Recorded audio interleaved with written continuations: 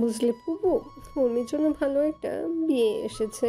ছেলে লন্ডনে থাকে, মাসে অনেক টাকা ইনকাম করে। আমি ভাবছি একবার দেখে যাক। জহুরা দীর্ঘশ্বাস ফেলে বলল, সে তুমি দেখাতে পারো, কিন্তু চোখের সামনে তোমার এত সুন্দর বোনের ছেলে থাকতে বাহিরে কেন মানুষ খুঁজে চলেছো তা আমি বুঝি না। ভাইয়াদের কথা বলছেন? কিন্তু কিন্তু কি? তুমি কি দেখনি দুজনের মধ্যে কত ভালো মিল? দূরে বসে থাকা ষোড়শীর হৃদয়ে হঠাৎ কেউ যেন আঘাত করল। কেন এমন হচ্ছে তার সাথে? আয়াত অন্য কাউকে বিয়ে করলে তার কি? সে পছন্দ করত এক সময়, কিন্তু সেদিনের পর থেকে তো দূরে দূরে থাকে। তবে এত কেন কষ্ট হচ্ছে? ষোড়শী তাড়াতাড়ি মুখ নিচু করে ফেলল, যেন কেউ তার চোখের ভাষা পড়ে না ফেলে। মটরশুঁটি বাজতে থাকা হাতটা থমকে গেলেও নিজেকে সামলে নিল সে। কিন্তু মনটা বড্ড ভারী হয়ে এলো। সে জোর করে নিজের মনকে বোঝাতে চাইল আয়াত তার কিচ্ছু নয়, কিচ্ছু ছিলও না। তবু বুকের ভেতর কেমন একটা চিনচিনে ব্যথা ছড়িয়ে পড়ছে। রিক্তা তখনও কথা চালিয়ে যাচ্ছে। উর্মিরও তো পছন্দের বিষয় আছে ফুপু। আর আয়াত, সে তো এইসব নিয়ে কোনোদিনও ভাবেইনি। জোহরা হাসল। বেটা মানুষ চট করে বলে না, কিন্তু আমার মনে হয় আয়াদেরও কিছু না কিছু অনুভূতি আছে। তাছাড়া উর্মির মতো মেয়ে পেতে কে না চাইবে? ষোড়শী আর সহ্য করতে পারল না, চুপচাপ মটরশুঁটি নামিয়ে রেখে উঠে দাঁড়ালো। কিছু না বলে ভেতরের ঘরে চলে গেল সে। ফোনটা তখন অনবরত বেজে চলছে। স্ক্রিনে দেখলো আয়াদের নাম্বার। ষোড়শীর কেন যেন খুব জেদ হলো মনে। সে রিসিভ করলো না, উল্টো ফোনটা অফ করে দিয়ে বিছানাতে মুখ গুজে শুয়ে পড়ল। ষোড়শীর ঘুম ভাঙলো সন্ধ্যার সময়। পুরো ঘরটা অন্ধকারময় হয়ে আছে। ধীরে ধীরে চোখ খুলল সে। বাইরে সন্ধ্যার আবছা আলো ঘরের ভেতরে ঢুকে বাতাসে এক শীতল ভাব এনে দিচ্ছে। সে কেমন ঘোরের মধ্যে আছে যেন। মাথাটা ভারী লাগছে, বুকের ভেতর হালকা ব্যথার স্রোত বয়ে যাচ্ছে। চা খাওয়া দরকার। ঘরের জানালা আধ খোলা, সেই ফাঁক দিয়ে দেখা যাচ্ছে নরম হলুদ ভাব আলো। ষোড়শী উঠে বসলো। হঠাৎ তার চোখ আটকে গেল দরজার কাছে। আয়াত নিশ্চুপ দাঁড়িয়ে আছে, এক হাতে একটা ছোট বাক্স। তার চোখ সব সময়ের মতো কঠিন অথচ শান্ত। ষোড়শী তাকিয়ে থাকলো, কি বলবে বুঝতে পারলো না। আয়াত ধীর পায়ে এগিয়ে এলো, তার সামনে এসে দাঁড়ালো। তার দিকে বাক্সটা এগিয়ে দিয়ে বলল, এটা নাও। ষোড়শী দ্বিধান্বিত হয়ে হাত বাড়ালো। খুলতেই চকচকে সোনার চেনটা বেরিয়ে এলো। তারার দেওয়া সেই চেন। আপনি কিভাবে? এত ঢং করতে হবে না, আমাকে বললেই হতো। ষোড়শী কিছু বলল না, শুধু তাকিয়ে রইল তার দিকে। আয়াত চেনটা বের করে তার দিকে বাড়িয়ে দিল। পরে নাও, এটাতে তোমাকে মানায় ভালো। ষোড়শী চুপচাপ বসে রইল। মনে হলো হাত কাঁপছে তার। আয়াত ধীরে ধীরে চেনটা নিয়ে তার গলায় পরিয়ে দিল। নরম আলোয় তার চোখের পাতাগুলো কেঁপে উঠল। এত কাছ থেকে আয়াদের শ্বাস নেওয়ার শব্দ শোনা যাচ্ছে।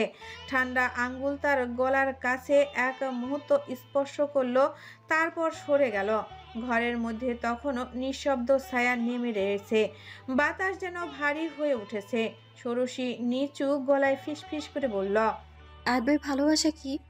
কেন বিশেষ কারো আশেপাশে অন্য আরেকজনকে সহ্য হয় না? আজ রাতে আমরা সকলে একটা বিয়ের অনুষ্ঠানে যাব। সন্ধ্যার মধ্যে সবাইকে রেডি অবস্থাতে যেন আমি পাই। নড়চড় হলে তার যাওয়া দরকার নেই। ডাইনিং টেবিলে গম্ভীর মুখে কথাটা বলল সাহেল। আয়াত বাদে সকলে একবার হলেও তাকালো তার পানে। মাহমুদা কৌতূহল হয়ে বলল, কার বিয়ে?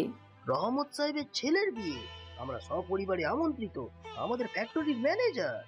ও, চিনেছি। আচ্ছা, উর্মিও কি আমাদের সাথে যাবে? সাহেল ঠান্ডা সুরে বলল, কেন যাবে না? অবশ্যই যাবে। এমনকি সৌরসীও যাবে। কিরে সরিষা, ভালো ড্রেস আছে তো? ষোড়শীকে তার চাচারা অনেক বেশি আদর করে, বিশেষ করে সাহেল। একে তো সে সবার বড় এবং ভীষণ হাসি ঠাট্টা করার লোক। ভাতিজির নাম ষোড়শী রাখার ক্ষেত্রে ঘোর আপত্তি ছিল। তার ভাষ্যমতে সরিষা শোনায়, কিন্তু হামিদের নামটা ভীষণ পছন্দ হওয়ায় সে রাখে। সেই থেকে সাহেল তাকে সরিষা বলে ডাকে। হ্যাঁ চাচু, আছে ড্রেস। মাঝখান থেকে তীরা লাফিয়ে উঠে বলল, আমরা তিনজন শাড়ি পরিয়েছি, আমার কাছে শাড়ি আছে, সুন্দর দেখাবে। উর্মি আপু পরবে? উর্মি হেসে মাথা দুলালো। মাহমুদা ধমকে বলল, তোদের আত্মীয়র বিয়ে যে শাড়ি পরে যাবি, ভদ্র মতন ড্রেস পরে নিবি। প্লিজ আম্মু। যদি কোনো কেলেঙ্কারি হয়ে যায়? হবে না তো, প্রমিস। অগত্যা মাহমুদা রাজি হয়ে গেল। তীরা খুশিতে প্লেটের খাবার থাবা দিয়ে মুখে পুরে নিল।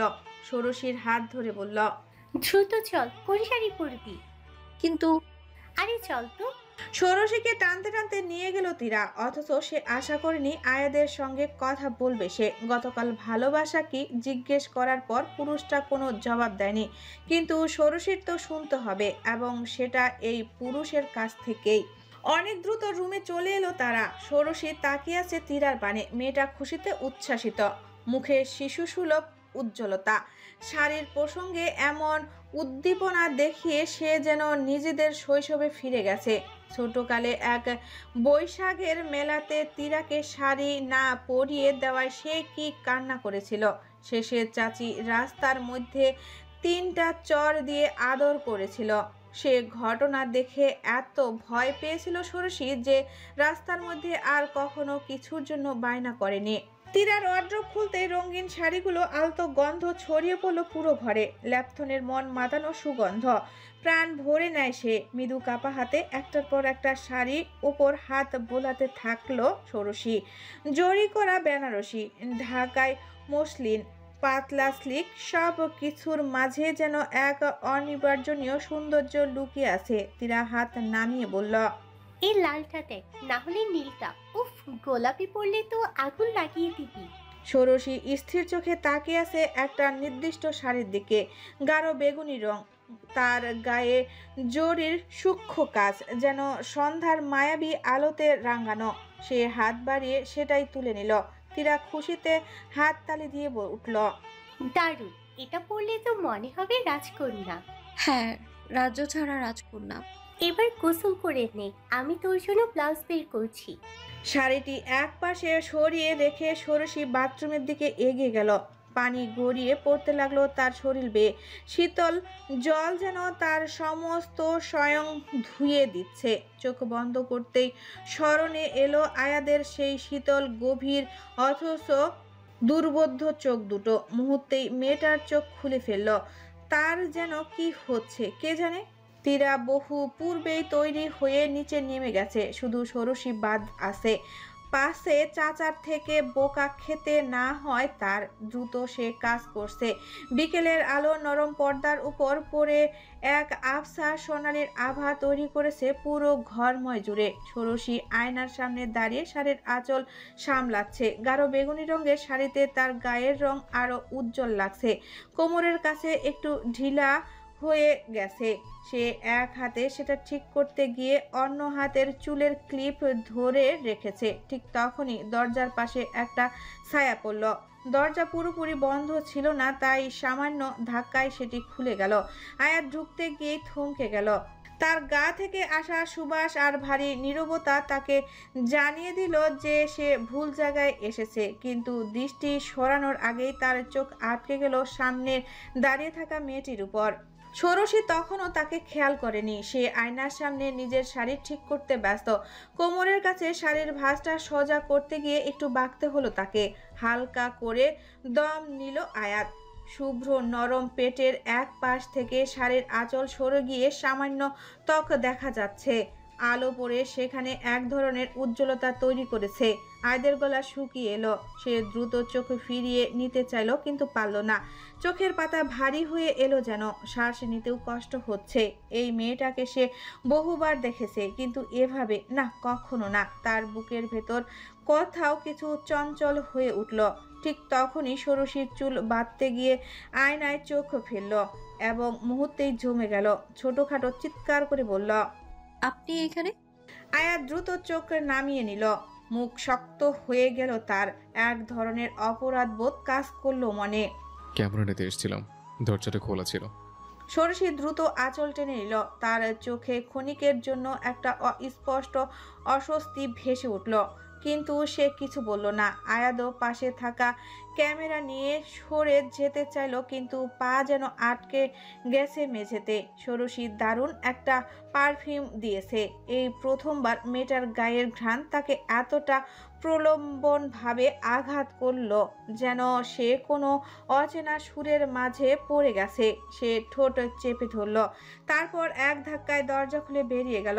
ঘরের ভেতর ষোড়শী তখনও স্থির দাঁড়িয়েছিল। তার বুকের ধুকভুকানি বাড়ছে, কাঁপা কাঁপা শরীরে বাকিটা তৈরি হয়ে নিচে নেমে এলো। সকলে তৈরি। মাহমুদা, রিক্তা ও সাহেল ইতিমধ্যে চলে গেছে। আয়াত আর বাকিদের নিয়ে যাবে। ষোড়শী খেয়াল করলো আয়াত ও উর্মি পাশাপাশি দাঁড়িয়ে আছে। সে একটু হালকা কেশে নিজের উপস্থিতি জানান দিল। আয়াত তার সামনে উর্মি ও তিরাকে দেখে খুব প্রশংসা করলো, কিন্তু ষোড়শীর পানে ফিরেও তাকালো না। মেয়েটা খানিকটা মন খারাপ করতে চাইলো। আকাশ এসে তার পাশে দাঁড়ালো। দুজনের বয়সের পার্থক্য 3 বছর, কিন্তু ছোট বোন হিসেবে আকাশ ষোড়শীকে খুব স্নেহ করে। মাথায় টোকা দিয়ে বলল, তোকে খুব সুন্দর লাগছে সরিষা।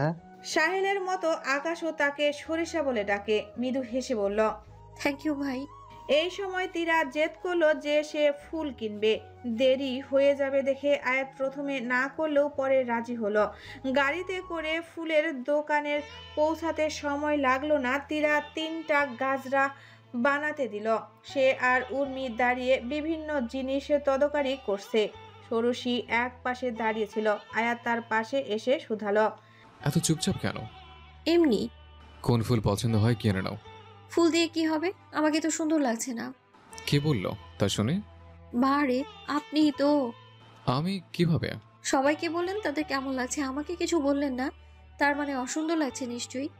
আয়াত অবাক হলো ষোড়শীর গাল ফুলিয়ে বলা কথায়। তখনই তাদের সামনে এক বৃদ্ধ লোক হাত পেতে সাহায্য চাইল। ষোড়শীর থেকে চোখ না সরিয়ে আয়াত মানিব্যাগ বের করলো। সেখান থেকে 1000 টাকার একটা নোট বের করে ষোড়শীর চেহারার সামনে ঘুরিয়ে লোকটার হাতে দিয়ে আয়াত অনেকটা রহস্যময় সুরে বলল, চশমে বদ্দুর। ষোড়শী কিছু প্রতিক্রিয়া দিবে এর পূর্বেই আয়াত সেখান থেকে সরে গেল। বৃদ্ধা লোকটি বিভিন্ন দোয়া দিয়ে এগিয়ে গেল। মেয়েটা বুঝতে পারল না কি হলো। পেছনে দাঁড়িয়ে পুরো দৃশ্যটা আকাশে দেখে পুরো হতবাক হয়ে গেছে। দ্রুত ষোড়শীর কাছে এসে বলল, ভাইয়া তোকে এইমাত্র কি বলেছে জানিস? আহ, চাষমে বান্দরের মানে নজর না লাগুক, এবং তোর জন্য লোকটাকে 1000 টাকাও দিল। এত সুন্দর করে কমপ্লিমেন্ট দিল। বিষয়টা বেশ মিস্টিরিয়াস এবং রোমান্টিক। পদ্মমালা, তুমি এখানে? ওয়াও, তোমাকে কত সুন্দর লাগছে। প্রশংসার সঙ্গে অযাচিতভাবে ষোড়শীর গালে ছুঁয়ে দিচ্ছে রুদ্রবীর, যা মেয়েটার মোটেও পছন্দ হলো না। তবুও অধর যুগলে মৃদু হাসি ফুটিয়ে বলল, কেমন আছেন আঙ্কেল? আই মেয়ে, তুমি প্রত্যেকবার এভাবে আঙ্কেল বলে আমার মন ভেঙে দাও। তা কি উচিত বলো? আমি তোমাকে পছন্দ করি। ষোড়শী দীর্ঘশ্বাস ফেলল। গায়ের আঁচলটা আরেকটু টেনে নিল শরীরে। আশেপাশে তাকিয়ে দেখলো কোথাও তীরা নেই, এমনকি তার পরিবারের কেউ নেই। এভাবে সবাই তাকে একা ছেড়ে গেল। এখন রুদ্রবীরকে হ্যান্ডেল করবে কিভাবে? ষোড়শীর মনের কথা রুদ্রবীর অনুধাবন করলেও যেন মেয়েটাকে স্পর্শ করার স্বাদ সে নিতে চাইল। পুনরায় গালে স্পর্শ করে শুধালো, গোলাপকে গোলাপে মানাচ্ছে না, অন্য কোনো ফুল দিতে? এটাও ভালো, আমি একটু আসছি। আরে দাঁড়াও দাঁড়াও, যাওয়ার কোনো তাড়া নেই, চলো ছাদে চাই, দুজনে একা আলাপ করতে পারবো। ষোড়শীর হাতখানা শক্ত করে ধরল রুদ্রবীর। এবার মেয়েটা ভয় পেল, তাকে টেনে নিয়ে যাচ্ছে, অথচ থামার নাম নেই। ষোড়শী কান্নার প্রায় কণ্ঠে বলল, আঙ্কেল আমি যাব না। অর্ধেক সিঁড়ি যেতেই ষোড়শীর শরীরে প্রাণ ফিরে এলো, কারণ আয়াত নামছে উপর থেকে। তাদের দুজনকে এভাবে দেখে ভ্রুজোড়া কুঁচকালো। দ্রুত নেমে এসে মেয়েটার অন্য হাতখানা টেনে দ্রুত নিজের কাছে টেনে শুধালো, তুমি এখানে কেন? আর তোমার ফোন কোথায়? এত বেয়াদব হয়েছে কেন? পিচ্ছে মেয়ে এভাবে ঘুরছে, যদি হারিয়েছ? রুদ্রবীর অবাক হলো আয়াদের অধিকার বোধ দেখে। হাতটা ছেড়ে দিল। ঠোঁটের রহস্যময় হাসি তুলে বলল, তুমি এভাবে কেন বকছো ওকে আয়াত? তুমি কিন্তু লিগ্যাল গার্জিয়ান নও। আয়াত ঠান্ডাভাবে বলল, ইলিগেলও কেউ নেই, তবে অচেতন স্পর্শ কিন্তু অবৈধ জিনিস। মিস্টার রুদ্রবীর, আপনার সাথে আমার কিছু কথা আছে। রুদ্রবীর ধরান্তবোধক মাথা নাড়ল। ষোড়শীর পানে তাকালো আয়াত। মেয়েটা ঘেমে গেছে, কিন্তু তাকে দেখলেই রাগ উঠছে আয়াদের। জোরে সোরে আবার ধমকে বলল, এখন এখানে দাঁড়িয়ে কি? যাও, তীরা বা উর্মিকে খোঁজো, তাদের সাথে থাকবে। জি ভাইয়া। ষোড়শী বোকা খেলেও আয়াদের জন্য তার মন থেকে সম্মান হলো। লোকটা সবসময় তাকে বাঁচিয়ে নেয় যেন। তবে হঠাৎ একটা অদ্ভুত জিনিস খেয়াল হলো তার। আয়াদের শরীর থেকে কোমলের সঙ্গে সিগারেটের সুবাস আসছে। আরে, মানুষটা সিগারেট খায়? এটা তো ষোড়শীর জীবনের নতুন আবিষ্কার। চোখ ছোট ছোট করে সে সর্বপ্রথম আয়াদের ঠোঁট পানে তাকালো। কিছু একটা ভেবে দ্রুত সিঁড়ি দিয়ে নিচে নেমে গেল। ষোড়শীর চোখের আড়াল হতেই আয়াত বলল, ছাদে চলুন। তুমি আমার সাথে ঠিক কি বলতে চাও? দেখো, ষোড়শী একটা বাচ্চা মেয়ে, ওকে নিয়ে নয়। তবে আমার মনে পড়ে না তোমার সাথে আমার কোনো জরুরি কথা থাকতে পারে। আপনারই ফায়দার কথা মিস্টার রুদ্রবীর। চলুন ছাদে গিয়ে বাকি কথাটা শেষ করে। আয়াতের জন্য ষোড়শীর মনে একরাশ ভালো লাগা তৈরি হয়েছে যেন। কারো কারো জীবনে থাকে না একজন রক্ষাকর্তা, ঠিক তেমন যেন পুরুষটি হয়ে ওঠে। আর একজন ছিল তার তারা মা। আজ যদি সে থাকতো তবে ষোড়শী এখানে থাকতো না। আলো ঝলমলে পরিবেশে তাকিয়ে এসব কথা ভাবছিল ষোড়শী। সামনে তাকাতেই অদূরে স্টেজে বসা বউটিকে দেখতে পেল। ভারী সাজে মেয়েটাকে অদ্ভুত লাগছে। ষোড়শী যখন বিয়ে করবে তখন স্বল্প সাজবে বলে ঠিক করলো। এই ষোড়শী, আয়াত ভাইকে দেখেছো? ওর ফোনটা আমার কাছে কতক্ষণ ধরে বেজে চলেছে। উর্মির হাতে আয়াতের ফোন দেখে মনটা পুনরায় খারাপ হয়ে গেল ষোড়শীর। সে জানে আয়াত নিজের জিনিস নিয়ে যথেষ্ট পজিটিভ, কাউকে ফোন ধরতে দেয় না, অথচ উর্মির হাতে দিয়ে রেখেছে। খেয়াল করে সে দেখলো এখানে লকটাও দেওয়া নেই। আপু শেষবার দেখলাম ছাদে গিয়েছে। না, তারপর আমার সাথেই ছিল, এখন কোথাও দেখছি না। আর তুমি আবার একা দাঁড়িয়ে আছো কেন? আয়াত ভাই নিষেধ করেছিল। আপনি জানলেন কিভাবে? উনি আমাকে সব কিছু জানান। উনি? ও। ষোড়শীর মুখটা একদম শুকিয়ে গেল। উর্মির কথার মাঝে যেন অদ্ভুত এক দাবি গন্ধ পেল সে। আয়াত তার সঙ্গে সবকিছু শেয়ার করে। কেন, কি এমন সম্পর্ক তাদের? সে চোখ নামিয়ে নিল, কিন্তু বুকের ভেতর অশ্রুতা কিলবিল করে উঠল বারংবার। তার কণ্ঠে স্বাভাবিক ভাব আনতে চেয়েও পারল না, তবুও বলল, ভালো কথা, আশেপাশে আছে বোধহয়। উর্মি হেসে বলল, আমার মনে হয় গাড়িতে আছে, একটু আগে বলেছিল মাথা ধরেছে। শোনো না, যাও না ওকে দেখে আসো। আমি এখনো খাইনি, খেতে বসবো। ষোড়শী ঋণাত্মক মাথা নাড়ল। না, ওনাকে বিরক্ত করতে চাই না, পরে না হয়। আরে বিরক্ত কিসের, দরকারি কল হতে পারে, যাও। উর্মির কথায় দ্বিধায় পড়ে গেল ষোড়শী, তবে ক্ষণ মুহূর্তেই পরে সে মাথা ঝাঁকালো।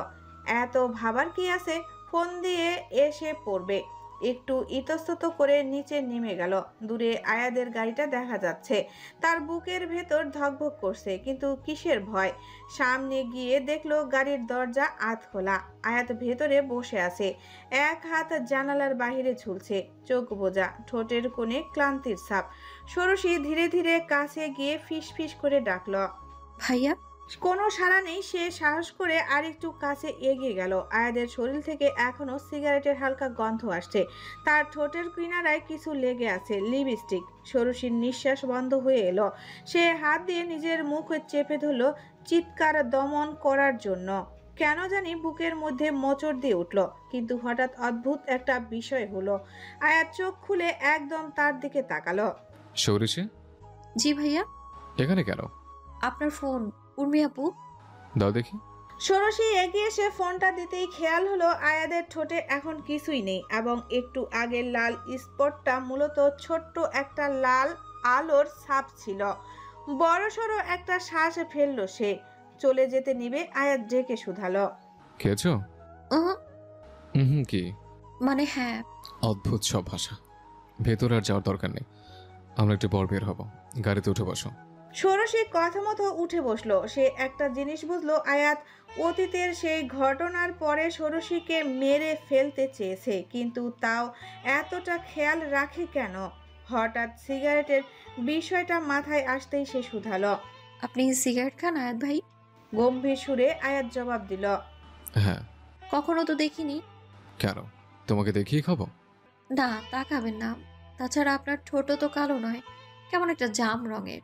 চোখ বড় বড় হয়ে গেল আয়াতের। মেয়েটা এত খেয়াল করে সবকিছু। সে স্থির বসে বলল, এসব তোমার দেখার বিষয় ষোড়শী। তাছাড়া কারো ঠোঁট গোলাপি হয় না, তোমারও না, শুধু লিপস্টিক দিয়ে রাখো। না, আমার নেচার লাল গোলাপি রঙের। বিশ্বাস হয় না তো? দেখাচ্ছি। আয়াত প্রতিক্রিয়া দেওয়ার পূর্বে ষোড়শী আঁচল দিয়ে নিজের ঠোঁট মুছে নিল। মুখটা উঁচু করে আয়াতকে দেখাতে লাগলো। দেখুন, নেচারও হয়। 17 বছরের মেয়ের কাছে এর থেকে বেশি কি এক্সপেক্ট করা যায়? ষোড়শী কি ভুলে গেছে আয়াত একজন পুরুষ? তার উঁচু করা থুতনিটা টেনে এনে রক্তিম ওই ঠোঁট দুটোতে ঝড় তুলে সে সব কিছু মুচ্ছা দিতে পারে। হয়তো সে ভাবেনি, অথবা অতিরিক্ত ভালো সাজার নাটক করে। কিন্তু যাই হোক, এতে আয়াদের মনের ভেতর কিছু একটা হলো। ষোড়শী, যাকে সে কখনো এই নজরে দেখেনি, তাকে কেন যেন সেই বিশেষ নজরে দেখলো। কেন বারংবার জিজ্ঞেস করেও নিজের কাছে জবাব পেল না আয়াত সুলতানি। হ্যালো, কে বলছেন? নিজের মায়ের নম্বরটা সেভ করিসনি? তুই কেমন মেয়ে ষোড়শী? আমি কি তোকে 9 মাস পেটে রাখিনি? মল্লিকার কণ্ঠ শুনে নিশ্চুপ হয়ে গেল ষোড়শী। সে এই কথাগুলো বিরোধিতা করতে পারে, কিন্তু তবুও সে তর্ক করবে না। ধীরভাবে শুধালো, কেন কল করেছো মা? চাচার বাসায় গেলি আর 4 মাস, এই সময়ে একবারও বাড়ি এলি না কেন? আমাকে কল করে খোঁজও রাখিস না। তোর বাবাকে 1-2 বার তোর কথা জিজ্ঞেস করলাম, মুখ অন্যদিকে ঘুরিয়ে রাখে। আমাকে দিয়ে তোমার দরকার কি? তাছাড়া বাবার সাথে তুমি কথা বলো কোন লজিকে? সে কিন্তু একবারও তোমার জীবনে ঝামেলা করতে চায় না। মল্লিকা বিরক্ত হয়ে বলল, বড় বড় কথা বলবি না। যাই হোক, চাচার বাসায় কেমন আছিস? আমি জানি মাহমুদা ভাবি তোকে তেমন একটা দেখতে পারে না। ঠিকঠাক খেতে দেয়? দিবে না কেন? সুলতানি বংশে কি ভাতের অভাব আছে নাকি? তা থাকবে না কেন? উল্টো আমার ধারণা থেকেও সব বেশি আছে। শোন, তবে আমি ঢাকায় এসেছি, আজ একটু দেখা করতে পারবি? না, আমাকে একা বের হতে দেয় না। লুকিয়ে আসবি তাহলে? না, আয়াত ভাই জানলে বকবে। কেউ জানবে না মারে, আমি অনেক অসুস্থ, একটু দেখা কর। কথাগুলো বলে মল্লিকা কান্নাতে ভেঙে পড়ল। মহিলাটি যতই খারাপ হোক, মা তো। ষোড়শীর ভীষণ মন খারাপ হলো। সে একটুতেই গলে যাওয়া মানুষ, এখনো সেটার ব্যতিক্রম হলো না। ষোড়শীর দীর্ঘশ্বাস ফেলল। তার মা কাঁদছে, আর সে কি নিষ্ঠুরের মতো মুখ ফিরিয়ে নিতে পারে? নরম গলায় জিজ্ঞেস করলো, তুমি কোথায় আছো? ও পাশ থেকে সঙ্গে সঙ্গে উত্তর এলো, এখানেই গুলশানে এক আত্মীয়ের বাসায়। ষোড়শী একটু ভাবলো। রাতে আধা ঘন্টার জন্য বের হলে কেউ জানতে পারবে না। আস্তে করে বলল, ঠিক আছে, আমি চেষ্টা করব। সত্যি? কখন আসবি? রাতের দিকে দেখব, সবাই ঘুমিয়ে পড়লে বের হওয়ার চেষ্টা করব। বাহ, আমার মেয়ে এখনো আমাকে ভালোবাসে। ঠিক আছে মা, আমি অপেক্ষা করব। বাহিরে গাড়ি দাঁড়িয়ে থাকবে। ষোড়শী ফোন কেটে দিল, কিন্তু বুকের ভেতর এক অজানা সংখ্যা কাজ করছে। আয়াত যদি জানতে পারে খুব রেগে যাবেন। কিন্তু মায়ের কান্না কি উপেক্ষা করা যায়? সে ঘরের জানালা দিয়ে বাইরে তাকালো। সন্ধ্যা ঘনিয়ে আসছে। তাকে এখন সাবধানে পরিকল্পনা করতে হবে। নানান টেনশনে রাতে ঠিকঠাক খেতেও পারেনি মেয়েটা। তাই তো ডাইনিং টেবিলে চুপচাপ বসে আছে। সামনে গরম গরম ভুনা খিচুড়ি। একটু উৎসব করে না খেলে মনে হয় সাহেল সুলতানের ভালো লাগে না। কিন্তু এখনো আয়াত ফিরেনি। মাহমুদা অসন্তুষ্ট হয়ে বলল, ছেলেটার বয়স এখনো তেমন একটা হয়নি, এক্ষুনি যদি কাজের প্রেশার দিয়ে রাখো যে রাত 9টাতেও বাসায় ফিরতে পারে না। সাহেল গম্ভীর মুখে জবাব দিল, এত কথা বলো না, তোমার ছেলে নিজ কাজে বাইরে আছে। আজ পুরো দিন অফিসে তেমন একটা ছিল না। কোথায়? ওর আলাদা আবার কিসের কাজ? নিজে কিছু একটা তৈরি করতে চাচ্ছে, এই জন্য সবার কাছে আইডিয়ার জন্য ঘুরে বেড়াচ্ছে। দেখি কতদূর কি করতে পারে।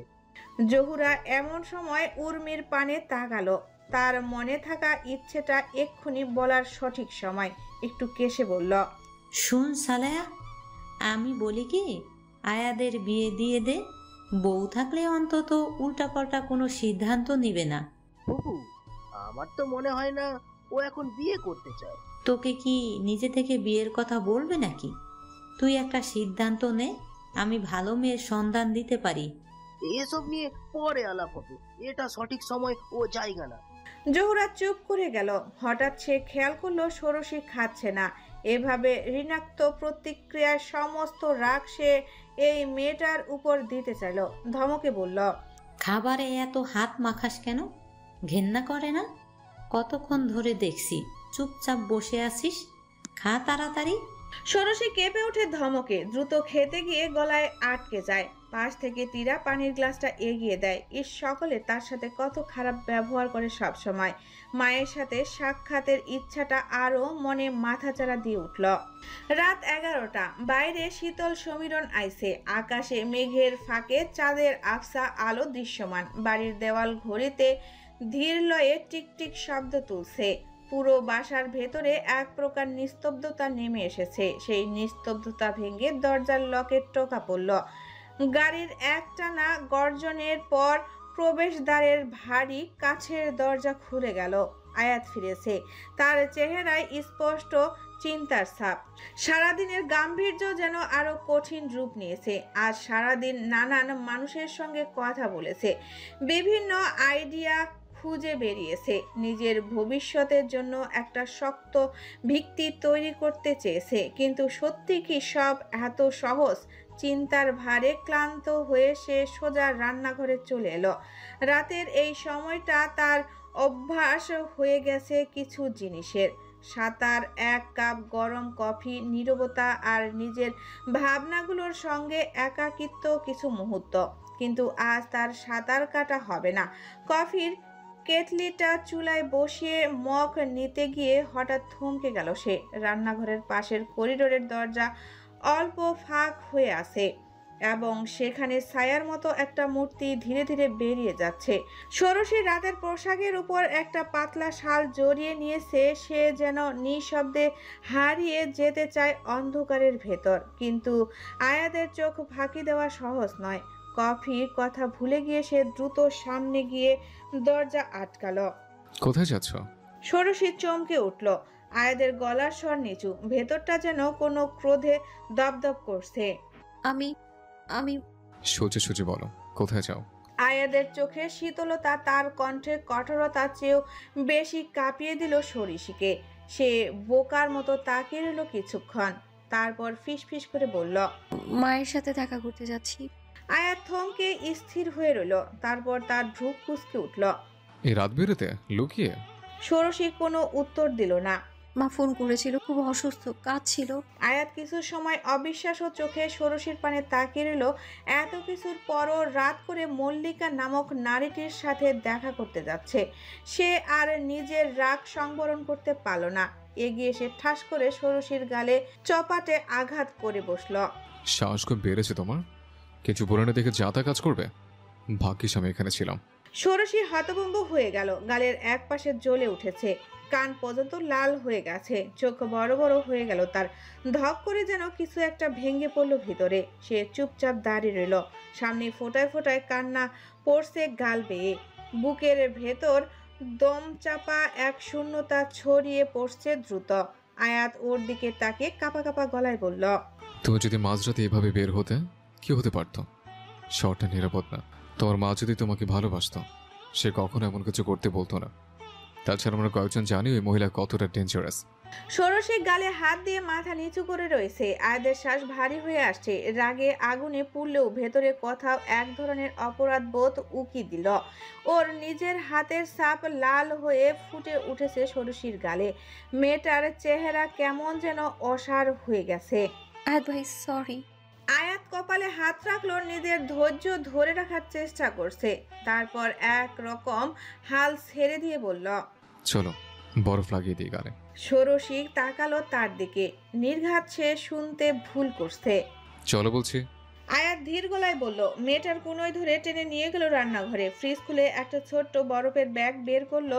এক গাল অভিমান চোখে ষোড়শীর দিকে তাকিয়ে বলল, বসো। ষোড়শী বাধ্য মেয়ের মতো চুপচাপ বসে পড়ল। আয়াতের নিচু হয়ে ওর গালে বরফের ব্যাগে চেপে ধরল। ঠান্ডা স্পর্শে ষোড়শী শিউরে উঠল, কিন্তু কিছু বলল না। এভাবে পালিয়ে যাওয়ার কথা মাথায় আনলে পরের বার আরো জোরে দেব। ষোড়শী এবার আর নিজেকে সামলাতে পারল না। ওর চোখ ছলছল করে উঠল, গাল বেয়ে জল গড়িয়ে পড়ল। আয়াত একটু বিরক্ত হয়ে বলল, আবার কান্না শুরু করলে কিন্তু সত্যি সত্যি দরজা লক করে ঘরে ঢুকিয়ে রাখবো। কিন্তু হাতটা সরালো না। বরফটা ধীরে ধীরে ডলতে থাকলো তার স্পর্শে। আর ষোড়শীর চোখের পানিতে বোধহয় কিছু একটা ছিল, মেয়েটাকে কাঁপিয়ে দিচ্ছে বারংবার। হঠাৎ বাইরে মেঘ গর্জে উঠল। ষোড়শী চমকে তাকালো জানালার দিকে। একটু আগেও আকাশ পরিষ্কার ছিল, এখন কালো মেঘে ঢেকে গেছে সব। প্রবল বাতাস জানালার কাছে ধাক্কা দিচ্ছে, পর্দা উড়ে উড়ে উঠছে। বাস বলল দূরে কোথাও। একটা তীব্র বিদ্যুৎ চমকে পুরো ঘর আলোকিত করে দিল এক মুহূর্তের জন্য। এরপর সব নিমিষেই অন্ধকারে তলিয়ে গেল। বিদ্যুৎ চলে গেছে, পুরো বাড়িটা নিস্তব্ধ, শুধু বাইরের ঝড়ো হাওয়া, শো শো শব্দ আর দমকা বৃষ্টির আওয়াজ। কেমন একটা গা ছমছমে অনুভূতি হতে লাগলো তার। আয়াত ভাই, গলা কাঁপছিল তার। সে এমন শব্দে ভয় পায় ইদানিং। পরক্ষণেই আবার এক বিকট আওয়াজ পড়ল। কেঁপে উঠে সে আয়াতকে শক্ত করে আঁকড়ে ধরল। ষোড়শী, আয়াত প্রথমে অবাক হয়ে গেলেও অনুভব করলো মেয়েটার শরীর থরথর করে কাঁপছে। সে আস্তে করে ওর মাথার কাছে মুখ নামিয়ে বলল, ভয় পেয়েছ? ষোড়শী কিছু বলল না, শুধু শক্ত করে ওর শার্টের হাতা চেপে ধরল। বাইরে এখন ঝড় চলছে, শাখা পাতার খসখস শব্দ আর মাঝে মাঝে বিদ্যুৎ চমকের ঝলকানি।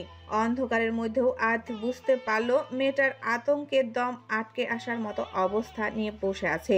সে একটা গভীর শ্বাস নিল, তারপর নিজের উষ্ণ হাত রাখলো ষোড়শীর পিঠে। আমি আছি, ভয় নেই।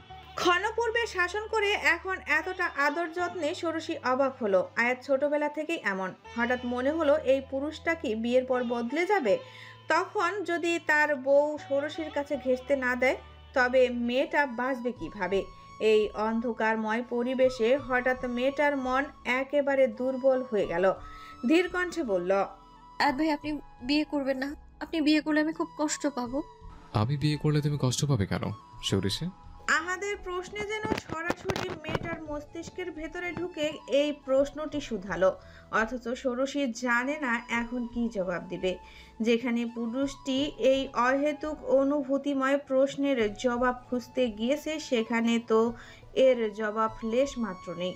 বরং কেন আহাদ বিয়ে করলে সে কষ্ট পাবে, এই জবাবটা আছে তার হৃদয়ে। ঠিক সেখানে যেখানে প্রতিটা মুহূর্তে, প্রতিটা সেকেন্ডে লাভ ডাব শব্দ উৎপন্ন হয়। ষোড়শী শুকনো ঢোক গিলল। ভাগ্যিস অন্ধকার ছিল, তা নয় আহাদের চোখের পানে তাকাতো কিভাবে সে। জিভ দিয়ে নিজের শুকনো ঠোঁট ভিজিয়ে বলল, হয়তো আপনাকে একা দেখে অভ্যস্ত আমি, এজন্যই চাচ্ছি না বিয়ে করুন। অবশ্যই আমি এখন একা, সারা জীবন একা থাকবো এরকম কোনো কথা নেই। তাছাড়া এটা সঠিক কারণ হয় না। আমাকে সারা জীবন সিঙ্গেল থেকে বলার জন্য। ষোড়শী ক্ষণ মুহূর্ত ভাবল, এরপর গলা পরিষ্কার করে বলল, আপনি আমাকে অনেক স্নেহ করেন আয়াত ভাই। যদি স্ত্রী আসে তবে সেটা আর হবে না। নো ষোড়শী, আমি তোমাকে স্নেহের থেকে ঘৃণা করে বেশি। আপনি কেন ঘৃণা করেন বলেন তো? কিন্তু আমি তো আপনাকে ঘৃণা করি না। যেখানে কথায় কথায় আপনি আমায় অপমান করেন, এবং আজ তো। ধীরভাবে নিজের গালে হাত রাখলো ষোড়শী, যেখানে ত্বক আঁকাবাঁকা তরঙ্গের মতন অল্প করে ফুলে উঠেছে। এই মানুষটাকে সে এত পছন্দ করছে কেন? এতটা নির্লজ্জ তো সে নয়। আয়াত যেন মেয়েটির পরবর্তী ভাষাগুলো বুঝতে পারল। এটা কি কিশোরীর আবেগ? তাই বলা যায়, যেহেতু ষোড়শীর এখনো 18 বছর হয়নি। এই মুহূর্তে পুনরায় বিদ্যুৎ চমকে উঠল। সঙ্গে সঙ্গে বাহিরের জেনারেটরটা চালু হওয়ার মৃদু শব্দ ভেসে এলো। কেয়ারটেকার এত সময় নিল কেন চালু করতে? নাকি প্রকৃতি তাদের মধ্যে একটা পর্দা তৈরি করে দিয়েছিল, যেন তারা এতটা গভীর এবং অনুভূতিময় একটা বিষয় নিয়ে তর্ক করতে পারে? আয়াত নিজেকে কিশোর ভাবতে রাজি নয়। সে প্রাপ্তবয়স্ক একজন পুরুষ হয়ে উঠেছে ধীরে। এই মেয়ে যে কিনা তার বংশের, সে কিভাবে সেই নারীর হতে পারে যাকে সে কামনা করবে? বরং বিয়ে নামক বন্ধনে আবদ্ধ হবে, অথবা এতটা গভীর ভালোবাসায় মত্ত করবে যে মেয়েটা অন্তত 3 বার তার বাচ্চার মা হবে। হয়তো আয়াত নিজেও অনেকটা বেশি ভেবেছে। এগিয়ে এসে প্রায় ঠান্ডা হয়ে যাওয়া কফির কাপটা তুলে ষোড়শীর পানে তাকিয়ে বলল, ডোন্ট ষোড়শী, তুমি যে অনুভব মনে তৈরি করেছো তাকে বাড়তে দিও না, কারণ আমাকে সামলানোর শক্তি বা সামর্থ্য তোমার নেই। ষোড়শীর কান অবধি লাল হয়ে উঠল। এতটা সহজভাবে তাকে আয়াত বলল কিভাবে? নিজের নিবুদ্ধিতার উপর অভিশাপ করল। সে কেন আবেগে এই কথা আয়াতকে বলতে গিয়েছিল? আমি তো আর বলিনি আপনাকে ভালোবাসি আয়াত ভাই, তাই এসব বলে লাভ নেই। তোমাকে আমি পড়তে পারি ষোড়শী, পুরোটা, একদম কোনো পছন্দময় উপন্যাসের পাতার মতন। তবে আপনি ভুল। ইস, কত জঘন্যভাবে চটটা দিয়েছেন আপনি। ব্যথা লাগছে, গালে দাগও পড়বে। কথা ঘোরানোর ব্যর্থ চেষ্টা ষোড়শীর, অথবা সফলও বলা যায়। আয়াতের নিজেও নিশ্চুপ হয়ে গেল। সে এই মেয়েকে পছন্দ করে না, সেখানে তাদের মধ্যে এহেন অনুভূতিযুক্ত বাক্য বিনিময় করা উচিত না। তোমার ফোন দাও। বিনা বাক্য ব্যয় করে মেয়েটা দিয়ে দিল। তার মায়ের কাছ থেকে অনেকবার ফোন এসেছে, এখনো তার হাতে থাকতেই পুনরায় ভাইব্রেট করে উঠল। আহাত কল কেটে নাম্বারটা ব্লক করে ষোড়শীর কাছে ফোন ফেরত দিল। এই ঘটনায় কাল চাচা জানতে পারবে, তবে আমি তাকে সামনে নেব। তুমি আবার এমন হয় এবার একটা না হয় কয়েকটা খাবে, গাছের সাথে বেঁধেও রাখবো, মনে থাকবে? থাকবে। রুমে যাও। ষোড়শী ধনাত্ম মাথা নাড়িয়ে রুমের পানে অগ্রসর হলো। পিছন থেকে আয়াত ডেকে বলল, সরিষে। জি। আয়াত মেয়েটার পানে তাকালো। মেয়েটা সুন্দর, আসলেই ভয়ঙ্কর সুন্দর। সেটা খুব ছোটবেলা থাকতেই স্বীকার করে নিয়েছিল, কিন্তু তার মনে থাকা ঘৃণার অংশ কখনো তা মুখে আনতে দেয়নি। আজ যেন কি হচ্ছে তার মনে। ষোড়শী কৌতূহল হয়ে বলল, কিছু বলবেন? আমাকে ভালোবাসতে চেও না মেয়ে, কারণ আমি তোমাকে ভালোবাসবো না কখনো। কিন্তু একবার যদি তোমার সাথে ইশক করে ফেলি, তবে সেটা হবে ধ্বংসের মতো অপ্রতিরোধ, সমুদ্রের জোয়ারের মতো সবকিছু ভাসিয়ে নেওয়ার জন্য ব্যাকুল। এমন এক বাঁধন যেখানে তুমি আমাকে ছাড়া আর কিছুই চিনতে পারবে না, এমনকি নিজে কেউ না। আমি তোমাকে সেই জায়গাটা দিতে চাচ্ছি না, মনে রেখো। ষোড়শী নিজের রুমে ফিরে আসতেই দরজা বন্ধ করে বিছানায় ঢলে পড়ল। এখনো বাহিরে প্রচুর বৃষ্টি হচ্ছে। শীতল সমীরণে মগ্ন হয়ে উঠছে পরিবেশ। তীরা কমফোর্টারের নিচে আরাম করে ঘুমাচ্ছে, কিন্তু ষোড়শী ঘুমাতে পারছে না। বুকের ভেতর এক তীব্র শূন্যতা, এক ব্যথা, যেন কেউ নিঃশব্দে তার হৃদয়ে ছুঁড়ে নিয়ে গেছে, অথচ রক্তের একটা বিন্দুও পড়েনি কোথাও। চোখ অজান্তেই জল চলে এলো। সে দ্রুত বালিশটা মুখে গুজে দিল, যেন কান্নার শব্দ তীরা শুনতে না পায়। আয়াদের কথাগুলো মাথার ভেতর বারবার প্রতিধ্বনি হচ্ছে। সে কেন তাকে কখনো ভালোবাসবে না? ষোড়শী কি এতটাই নিচু? অথচ সে এই পুরুষটাকে সব থেকে খারাপ চোখে দেখেও ভালোবেসেছে। সে অবশ্য জানতো যে তার অনুভূতিগুলো ভুল জায়গায় জন্ম নিচ্ছে, কিন্তু আয়াদের নিষ্ঠুর অথচ বিধ্বংসী ভাষাগুলো কেন এত গভীরভাবে তাকে ছুঁয়ে গেল? কেন মনে হলো তার ভেতরটা ধ্বংসে পড়ছে? ষোড়শীর চোখ বন্ধ করলো, কিন্তু আয়াদের সেই তীক্ষ্ণ ঝলসে দেওয়া দৃষ্টি তার মনের পর্দায় ভেসে উঠল। আমি আপনাকে ভুলে যেতে চাই আয়াত ভাই, আপনি আমাকে অপমান করেছেন। সে ফিসফিস করে বলল, কিন্তু নিজেই জানে এটা মিথ্যা। আয়াতকে ভুলে যাওয়ার ইচ্ছে থাকলে এতটা কষ্ট হতো না। তার কাঁধ কেঁপে উঠল, কান্না আরো প্রবল হয়ে এলো। বুকের মধ্যে একটা যন্ত্রণার ঢেউ আশ্রে পড়ল, যেন কেউ তাকে বন্দি করে রেখেছে এমন এক অনুভূতির মাঝে যেখান থেকে মুক্তি নেই। তবুও সে প্রতিজ্ঞা করলো নিজের সাথে, আমি আপনাকে ভালোবাসবো না আয়াত ভাই, কখনোই না। পরবর্তী সময়গুলো অনেকটা দ্রুত চলে যাচ্ছে। এক সকালে আয়াত খেয়াল করলো ষোড়শী বদলে গেছে। অন্তত আয়াত তাই মনে করছে। এখন আগের মতো আর ঝগড়া করে না, তর্কে জড়ায় না, এমনকি সরাসরি চোখেও তাকায় না। যদি কখনো মুখোমুখি হয় তখনও সে নীরব থাকে, একজন শালীন ভদ্রমের মতো। তার ব্যবহার এতটাই মসৃণ হয়ে উঠেছে যে মনে হয় সে যেন আয়াদের অস্তিত্বই স্বীকার করতে চায় না। বাড়ির অন্যান্য সবার সঙ্গে হাসে, কথা বলে, এমনকি মাঝে মাঝে নীরবে বসে বই পড়ে, কিন্তু সে আর আয়াদের সামনে পড়ে না। রাতে খাবারের টেবিলে সে আয়াদের পাশে বসা থেকে এড়িয়ে চলে। সে দূর থেকে এসে খেয়ে নেয় কিংবা অপেক্ষা করে যতক্ষণ না আয়াত উঠে যায়। পুরো বিষয়টা মাথায় আসতেই পুরুষটি মৃদু শব্দ করে হেসে উঠল। একটা সুন্দর বিড়াল ছানা যেন মেয়েটা, যাকে অল্প বকে দেওয়ায় এত গভীর অভিমান হয়েছে। আয়াত অবশ্য তাকে বিরক্ত করার লোভ সামলাতে পারল না। সোফা থেকে উঠে দরজার সামনে দাঁড়ালো সে। দৈবাত কিনা তখনই ষোড়শী তার রুমের সামনে দিয়ে যাচ্ছিল। চোখে পড়ে যায়, পরও সে দেখেও দেখেনি এমন ভঙ্গি করে পাশ কাটিয়ে গেল। দাঁড়াও। আয়াত ডেকে উঠল। ষোড়শী থমকে দাঁড়ালো, কিন্তু পেছনে ফিরল না। তবে এভাবে দাঁড়ানো যায় না। মুখে অসম্ভব রকমের নির্বাক ভাব নিয়ে মেয়েটার সামনে এসে শুধালো। জি? তুমি কি আমায় এড়িয়ে চলছ? ষোড়শী ধীর স্বরে বলল। না, কেন বলছেন এমন? তো আগের মতো ঝগড়া করো না কেন? প্রশ্ন করো না আমার দিকে, তাকাও না আমার দিকে কেন?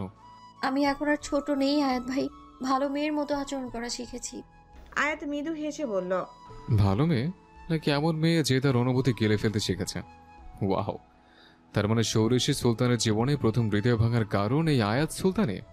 বিষয়টা সুন্দর একদিক দিয়ে। আয়াদের গলায় স্পষ্ট প্রহসন। ষোড়শী আবার নিজেকে বকলো সেদিন সেই কথা বলার জন্য। অন্যদিকে আয়াদের চোখ হাসছে। সে অনেকটা আফসোসের সুরে বলল। থাক, কষ্ট পেও না। আমি এখন অফিস যাচ্ছি। রাতে ফেরার পর ছাদে এসো, দুজনে একসাথে সিগারেট ফুঁকবো। তুমি কত ভাগ্যবান আর আমি কত দয়ালু, তোমাকে মুভ অন করতে সাহায্য করছে। খাবে তো সিগারেট? ষোড়শীর শরীর কেঁপে উঠল। এত অপমান! তার ছোট্ট শরীর এত অপমান মেনে নিবে কিভাবে? সে কান্নারত ভঙ্গিতে বলল, আই হেট ইউ। আয়াত এগিয়ে এলো। পুরুষটির বৃহত্তকার দেহের ছায়ায় ষোড়শীকে গ্রহণের মতো গ্রাস করে নিল। আয়াত হালকা ঝুঁকে অভিমানে লাল হয়ে যাওয়া মুখবিতে ফু দিয়ে বলল, I hate you too more than you can ever imagine. এত ঢং করে হাসতে হবে কেন?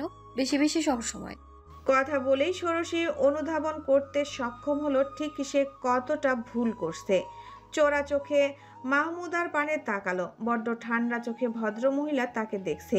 এ যেন ষোড়শীর উপর ভূমিকম্প নিয়ে আসার পূর্বে নীরবতা।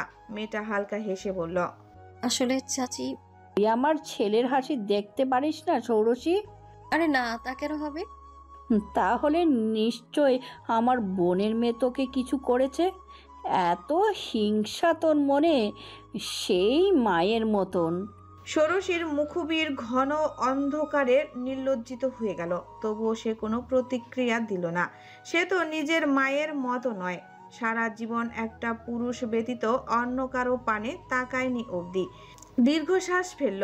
মাহমুদা পুনরায় বলল, আয়াদ ও উর্মির বিয়ের কথা চলছে, তারা হাসবে না তো কে হাসবে?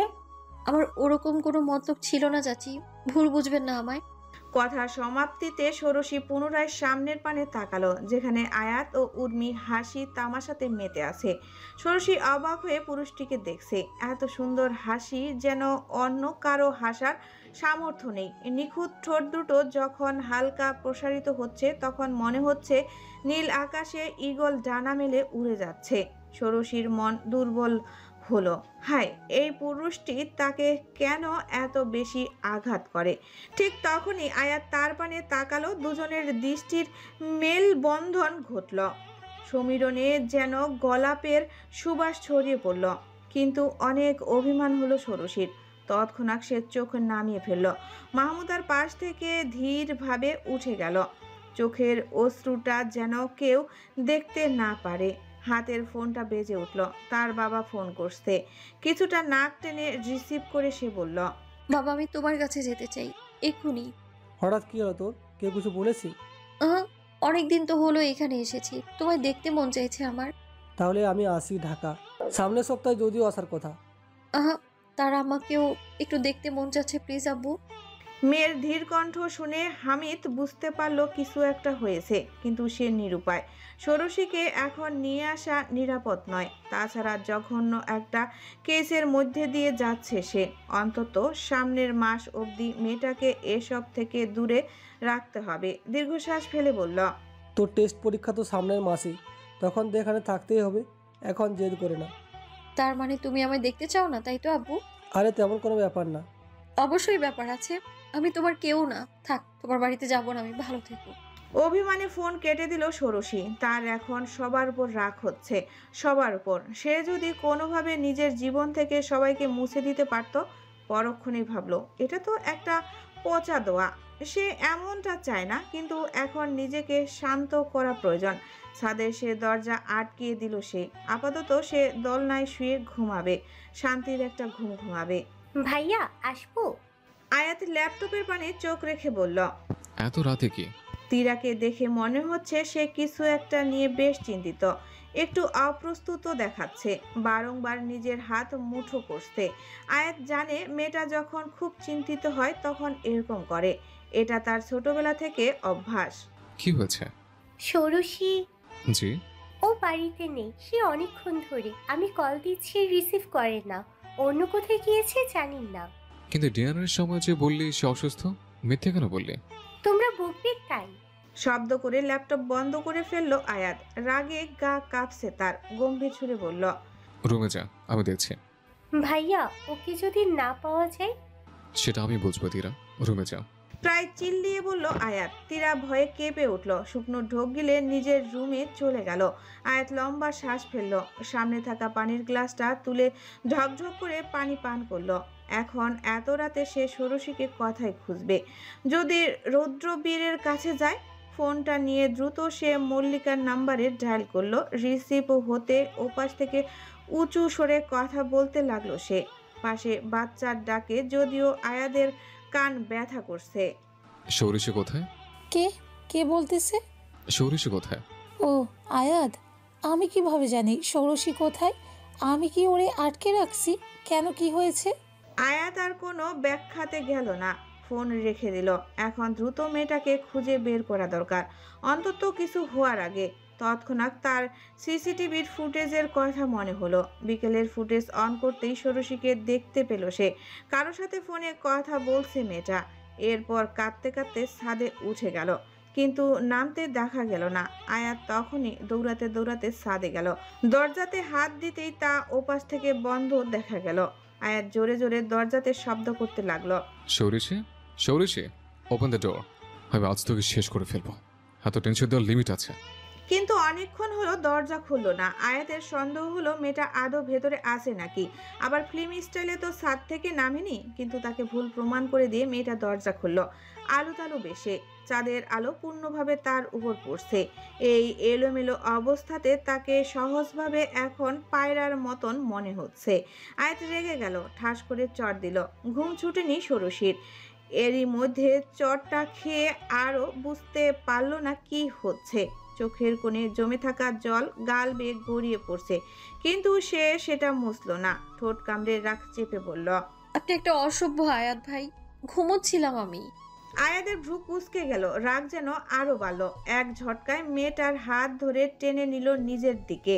ষোড়শী ধাক্কা খেয়ে তার বুকের সাথে লেগে গেল। এভাবে ছাদের দরজা বন্ধ করে কাঁদতে কাঁদতে কে ঘুমিয়ে পড়ে? ষোড়শী ছটফট করে হাত ছাড়ানোর চেষ্টা করলো, কিন্তু লাভ হলো না। আয়াত শক্ত করে ধরে রেখেছে।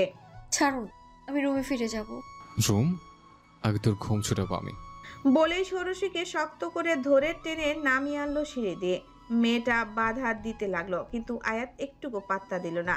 এক ঝটকায় টেনে নিয়ে এলো নিজের রুমে। দরজা বন্ধ করে সোজা ওয়াশরুমে টেনে নিল। আপনি কি পাগল হয়ে গেছেন? কি করছেন এটা? আমার ঘুম ছুটে গেছে, সত্যি বলছি। চুপ, বেয়াদব মেয়ে। আয়াত কোনো কথাই শুনল না। বাথরুমের দরজা বন্ধ করে মেয়েটাকে ঠেলে দিল দেওয়ালে। পরে মুহূর্তেই শাওয়ারটা খুলে দিল একটা ঝাটকায়। ঠান্ডা পানি ঝরঝর করে নেমে এলো ষোড়শীর মাথার উপর। মেয়েটা হঠাৎ ঠান্ডায় কেঁপে উঠল, একেবারে ভিজে একাকার হয়ে গেল মুহূর্তেই। কাপড়ের প্রতিটা স্তর ভিজে গায়ের সাথে লেপটে গেল। ষোড়শী কাঁপতে কাঁপতে বলল, আপনি এইটা কেন করছেন? হুঁশ ফেরানোর জন্য। অনেক নাটক হয়েছে, এবার ঠিক মতো বল কি হয়েছে, এমন কেন করলি? আয়াদের কণ্ঠ একেবারে কঠিন দৃঢ়। ষোড়শীর ঠোঁট কাঁপিয়ে তাকালো তার দিকে। চোখে জমে থাকা অশ্রু বৃষ্টির পানির সাথে মিশে গেল। আপনাকে কিছুই বলার নেই আমার। আয়াত তার দিকে তাকিয়ে থাকলো কিছুক্ষণ, তারপর আরো এক ধাপ এগিয়ে এলো। মুখটা একেবারে কাছে নিয়ে এসে বলল, তোর সঙ্গে কি আমি জোর করবো সৌরিশি? মেয়েটা একদম নিঃশব্দ হয়ে গেল, ঠান্ডা পানিতে কাঁপছে, অথচ বুকের ভেতর যেন একটা আগুন জ্বলছে। আয়াদের সেই বিকেলের হাসিটাকে সে ঘৃণা করছে। পুরুষটির হঠাৎ কি হলো সে নিজেও পানির নিচে চলে এলো। এক ধরনের অদ্ভুত মিষ্টি সমীরণ তাদের মধ্যে প্রবহমান হলো। আয়াদের সিক্ত মুখবির গড়িয়ে পানি অ্যাডামস অ্যাপেল ভিজিয়ে দিচ্ছে।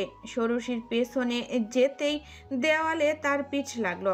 তাদের এই অবস্থাতে দেখলে মেয়েটার বদনাম হবে, অথচ সে ভয় যেন নেই মনে। জোরে জোরে হাঁপানোর মতো নিঃশ্বাস কাটছে তারা। আয়াত আরো এগিয়ে এলো, দেওয়ালে এক হাত ভর দিয়ে ষোড়শীর চিবুক, গলার কপাল ঠেকালো সে। উষ্ণ শ্বাস সঙ্গে শীতল পানি সব মিলিয়ে ষোড়শীর মন অস্থির হয়ে যাচ্ছে।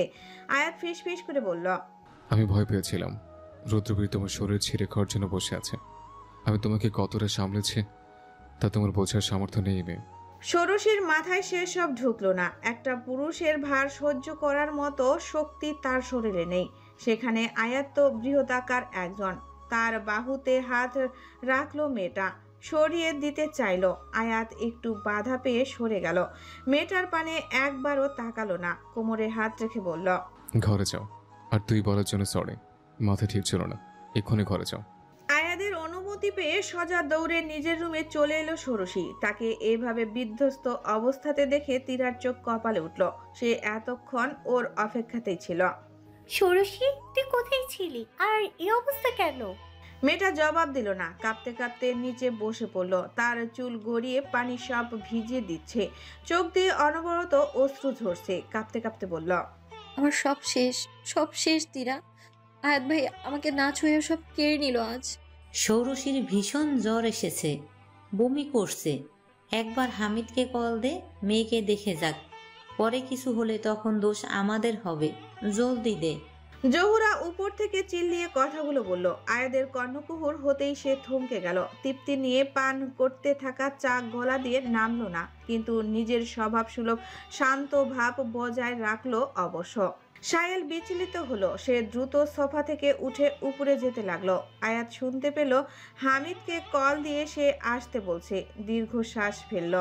আজকের সকালের খাবার তার গলা দিয়ে নামবে না। সে সত্যি মেয়েটার সঙ্গে খারাপ করছে। ভাইয়ের মনের অবস্থা তীরা বুঝতে পেরে আস্তে করে বলল, কাল কি করেছিলে ভাইয়া? ষোড়শী সারা রাত কান্না করেছে, শেষে জ্বরে অজ্ঞান হলো। আমি কিন্তু কাউকে এটা বলিনি এখনো, ভয় পেও না। ভয় কি পাচ্ছে? উল্টো যে এমন করেছে তার ষোড়শীর ভয় পাওয়া উচিত।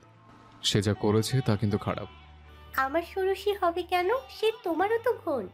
বোন শব্দটা শুনতেই আয়াত রাগী চোখে তীরার পানে তাকালো, যেন এক্ষুনি বোনকে শেষ করে ফেলবে। সে রেগে বলল, তুই ছাড়া আমার আর কোনো বোন নেই, ঠাঠিয়ে চড় দেব। এরপর যদি আবার শুনি যে ষোড়শী আমার বোন। বারে, নিজের চাচাতো বোনকে অস্বীকার করছো। ও এমন কি করেছে তোমার? চুপ। আয়াত খাওয়া ছেড়ে উঠে গেল। চেয়ারে রাখা ব্লেজারটি নিয়ে দ্রুত বাহিরে যেতে লাগলো। তীরা হেসে বলল, কি হলো ভাইয়া, খাবেন না? তুই খা বসে বসে, আমার কাছে এরপর আসিস একবার। আয়াতকে রাগিয়ে দেওয়ার মাধ্যমে তীরা কিছু একটা বিষয়ে একদম নিশ্চিত হতে পারল। ষোড়শীকে তার ভাই পছন্দ করে, বিষয়টা নিশ্চিত হওয়ার অত্যন্ত দরকার ছিল। অথচ উর্মির সাথে বিয়ে ঠিক হচ্ছে তার। কি এক গোলমাল পরিস্থিতি। তীরা দীর্ঘশ্বাস ফেলে নিজের মেজ ভাইয়ের পানে তাকালো। সে গভীর মনোযোগ দিয়ে ফোন দেখছে, অথচ আয়াদের সাথে এখন কত সিরিয়াস কথা বলল সে। একটু তো সঙ্গ দিতে পারত। আকাশ ফোন থেকে চোখ না সরিয়ে বলল, আমার দিকে তাকিয়ে থেকে লাভ নেই, যা বোঝার আমিও বুঝেছি। আগে সরিষাকে সুস্থ হতে দে, এরপর কথা বলবো। সাবধান, মা যেন না জানে। ঠিক আছে ভাইয়া, তুমি কত বুদ্ধিমান। বাটার ব্রেডে মাখা, আমারে না, তাড়াতাড়ি খেয়ে সরিষার কাছে যা। ঝড়ের মাত্রা এত বাড়ছে, এত ষোড়শীর মনে হচ্ছে সে শূন্যে ভাসছে। তার আশেপাশে সমস্ত কিছু যেন শেষ হয়ে যাচ্ছে। সে একা, ভীষণ একা, একটা মরুভূমির নির্জন গাছের মতো একা। তবে সামনে থাকা মানুষদের সে চিনতে পারছে। এই যে তাকে সবসময় বকা দেওয়া দাদি জহুরার চোখ মুখে কত ভয়। গভীর মুখে কপালে কাপড় দিয়ে ভিজে দিচ্ছে। আবার ওই তো চাচি দাঁড়িয়ে আছে, সে কলে কথা বলছে, হয়তো তার ফুপুর সাথে। জ্বর যে কিছুতেই কমছে না। ষোড়শী আধো জাগরণে দেখলো তারাও আছে এদের সাথে, দরজার ওপাশে দাঁড়িয়ে আছে। তাকে কতদিন পর দেখলো ষোড়শী, তার তারা আম্মা। আহারে, অনেক শুকিয়ে গেছে। মেয়েটা ফিসফিস করে বলল, আম্মা। কিন্তু তারা একবারও কাছে এলো না, দূরে দাঁড়িয়ে তাকে দেখছে। ধীরে ধীরে ষোড়শীর চোখ বন্ধ হয়ে এলো। তারপর যখন খুললো তখন সন্ধ্যা। পুরো ঘর জুড়ে মানুষ। সে দেখলো পাশে হামিদও আছে, যে কান্না করছে। আচ্ছা, ষোড়শীর কি হলো হঠাৎ? সাধারণ জ্বরেই সবাই এমন করছে কেন? সে কি তাহলে মারা যাচ্ছে? অনেক ভয় হলো তার। উঠে বসতে চাইলো, কিন্তু শক্তিতে হলো না। একটা জিনিস ভালো লাগলো, সে সবাই তাকে অনেক ভালোবাসে, অনেক। তৎক্ষণাৎ থমকালো সে। আয়াত ঘরের কথাও নেই, এমনকি একবারও তার সঙ্গে দেখা করতে আসেনি। তাহলে সবাই তাকে ভালোবাসে, আয়াত তাকে মোটেও ভালোবাসে না? কি যন্ত্রণা বুকের ভেতর হচ্ছে। ষোড়শী হাঁসফাঁস করতে লাগলো। তীরা পাশেই ছিল, দ্রুত তাকে সামলাতে লাগলো, প্রায় কান্না করে বলল, আব্বু চলো হাসপাতালে নিয়ে যাই, ওর যদি কিছু হয় ফুপুর কথা তুমি শুনিও না। চাচা চলেন নিয়ে যাই।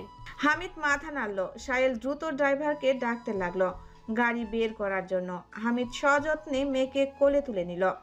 গতকালও বলল তাকে আসতে, সে যদি শুনতো। এখন শুধু সৃষ্টিকর্তার কাছে দোয়া যে তার মেয়েকে সুস্থ করে দেয়। ভীষণ ক্লান্ত অবস্থায় বাড়ি ফিরল আয়াত। আজকে বাবা তাকে গুলশানে একটা মিটিং এর জন্য পাঠিয়েছিল। সে সাকসেসফুল হলেও সে অনেক ক্লান্ত। এখন শুধু গোসল করে ঘুমাবে। তবে বাড়িতে পা রাখতে রোজকার দিনের মতো মনে হলো না। ভ্রু কুচকালো সে। সকলে কথায় গেল, তবে বিষয়টা তত আমলে না নিয়ে রুমে এসে দ্রুত গোসলে ঢুকলো। বের হতেই বুঝতে পারলো বাহিরে হট্টগোল হচ্ছে। হাতে থাকা টাওয়াল ডিভানে রেখে জানালার সামনে দাঁড়ালো। বাড়ির সকলে কোথাও থেকে আসে। দ্রুত নিচে নেমে এলো। কোথায় গিয়েছিলে তোমরা? ছেলেকে দেখে স্বস্তি পেল মাহমুদা। তার কাছে আয়াত জাদুকরের মতো, সব সমস্যার সমাধান দিতে পারে। আয়াত তোর ফোন বন্ধ কেন? মিটিংয়ে ছিলাম। চাচা এসছে কখন? ষোড়শীর অবস্থা ভীষণ খারাপ হয়ে গিয়েছিল, ডাক্তারের কাছে নিয়ে গিয়েছিলাম, কিন্তু সেখানে থাকবে না। জ্বরের মধ্যেও ঝগড়া করে চলে এলো। আয়াত অবাক হয়ে বলল, তোমরা সবাই গিয়েছিলে? ওটা হসপিটাল নাকি বিয়ে বাড়ি ছিল দেখি? আয়াত এগিয়ে গাড়ির ভেতরে তাকালো। ষোড়শী বাবার কাঁধে মাথা রেখে আছে, অচেতন অবস্থায়। যে তা এরকম এলোমেলো অবস্থা দেখে বোঝা যাচ্ছে। আয়াত হামিদকে বলল, চাচা ওকে আমি নিয়ে যাচ্ছি। তখন যাওয়ার সময় কি আপনি নামিয়েছেন? হ্যাঁ বাবা।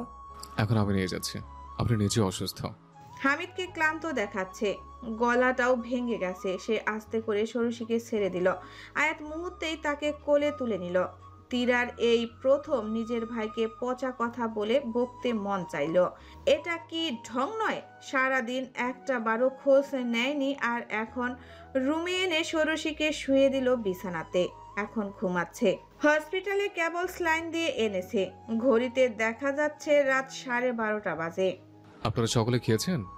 আমি যদি জানতাম এই পরিস্থিতি হবে তাহলে ফোন বন্ধ করতাম না। না, কারো খাওয়া হয়নি। মাহমুদা যাও রান্না করো। জহুরা কথাটা বলে বের হয়ে গেল। আয়াত সকলকে শান্ত হয়ে গোসল ও খাওয়া দাওয়া করে আসতে বলল। যদিও হামিদ যাবে না বলেছিল, কিন্তু সাহেল তাকে ইশারাতে কিছু বোঝালো। অবশেষে রাজি হলো সে। যদিও মাহমুদা এই বিষয়টা মোটেও পছন্দ করলো না। হাজার হোক তার ছেলে যুবক, ভয় কাজ করলো মনে। সে দ্রুত রান্না করতে চলে গেল। অন্তত যেন খুব বেশি সময় আহাতকে এখানে একা থাকতে না হয়। সকলে চলে গেলে মেয়েটার পানে তাকালো আয়াত। গালে ছোট্ট করে হাত ঠেকালো। পুড়ে যাচ্ছে শরীর। আয়াতের স্পর্শ পেতেই ধীরে ধীরে নড়ে উঠল মেয়েটা। পুরুষটি দরজার পানে তাকালো পুনরায়। কাউকে দেখতে না পেয়ে ধীরভাবে ডাকলো, সরিষে সরিষে, চোখ খোলো। মেয়েটা চোখ খুলতে চায় না, অস্পষ্ট গুঙ্গিয়ে উঠল। আয়াত মায়া সহকারে কপালে হাত বুলিয়ে দিচ্ছে। অবশেষে চোখ খুলল ষোড়শী, ভীষণ লাল, এমনকি মেয়েটার শ্বাস ও উষ্ণ। সরিষে সরিষে, ভেরি সরি, সুস্থ হও প্লিজ। আয়াদের নরম কথায় মুহূর্তেই কান্নাতে ভেঙে পড়ল ষোড়শী। কি হলো তার? এগিয়ে এসে শক্ত করে আয়াতকে জড়িয়ে ধরল। এভাবে ধরায় আয়াত পড়ে যাবে বিধায় এগিয়ে এসে বিছানাতে ষোড়শীর উপর আধশোয়া হলো। এভাবে যদি কেউ তাকে দেখে সে কি জবাব দিবে জানে না। তাছাড়া ষোড়শী তো তার কেউ হয় না। সদ্য গোসল করায় পুরুষটার গা থেকে অন্তত সুন্দর সুগন্ধ আসছে। বিড়াল ছানার মতো তার বুকে মুখ লুকালো ষোড়শী। বুকের দিকটায় নাক ঘষতেই আয়াত ঘাবড়ালো। তার ভেতরকার পুরুষ অবাধ্য হয়ে পড়ছে। দ্রুত মেয়েটাকে থামিয়ে বলল, প্লিজ সরিষে থামো, আর হুঁশে ফিরো। I hate you. I know girl, তবে এখন আমার থামতে হবে। I hate you, hate you. জানি তো। ষোড়শী আরো কিছু বলতে বলতে ঘুমিয়ে পড়ল। আয়াত মুহূর্তেই তার থেকে নিজেকে ছাড়িয়ে উঠে দাঁড়ালো। তাদের মধ্যে অনেক ধরনের ঘটনা হচ্ছে বা কেন? ষোড়শীর আজকের পাগলামি মারাত্মক। আয়াত চিন্তায় অস্থির হয়ে গেল। তবে ভাবার বিষয়, এসব মেয়েটার মনে থাকবে কিনা। তীরা আসছে ঢাকা থেকে তোকে দেখতে, আমাকে বললো তোকে জানাতে। আগমনের খবর শুনেও ষোড়শীর একটুকু নড়ল না। মেয়েটার উপর তার ভীষণ অভিমান জমেছে। গত 1 মাসেও তেমন খোঁজ নেয়নি। মানছে সে অসুস্থ অবস্থাতে ঝগড়া করে বাড়ি থেকে চলে এসেছিল, তাই বলে একটিবারও খোঁজ নেবে না তার? সে না তার রুমমেট, আত্মার মেট। আহা, পৃথিবীর সকলে নিজের প্রতিশ্রুতি ভুলে যায়। হামিদ দীর্ঘশ্বাস ফেলল। অসুস্থ মেয়েটাকে ঢাকা থেকে এনে আরো বিপদ হয়েছে। জোর করলেও যায় না। এদিকে কেসের ব্যাপারটা লুকাতে বেগও পেতে হচ্ছে। তীরাকে এনেছে যদি বুঝিয়ে ফেরত পাঠাতে পারে এজন্য। ষোড়শীকে সেভাবে রেখে চলে গেল সে। মেয়েটা কিছুক্ষণ উথাল পাথাল করে অবশেষে উঠে বসল। তৎক্ষণাৎ বাড়ির গেটটা খোলার শব্দ পাওয়া গেল। যদিও সে তীরার সামনে যাবে না, কিন্তু আড়াল থেকে জানালা দিয়ে নিচে তাকালো। সবার প্রথম যার উপর দৃষ্টি পড়ল সে হচ্ছে আয়াত। ষোড়শী মুখ ভেঙচি কেটে বলল,